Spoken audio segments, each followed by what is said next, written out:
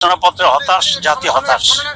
কারণ হতাশার কারণ হচ্ছে জুলাই বিপ্লবের যে চেতনা, এটাকে যে আকাঙ্ক্ষা মানুষের, সেই আকাঙ্ক্ষা প্রতিফলিত হয়নি। ঘোষণাপত্রে হেফাজতে ইসলাম অসন্তুষ্ট, এদিকে আবার ফির জামাতে ইসলামও অসন্তুষ্ট। ঠিক আছে, এই দুইটা দলেই অসন্তুষ্ট।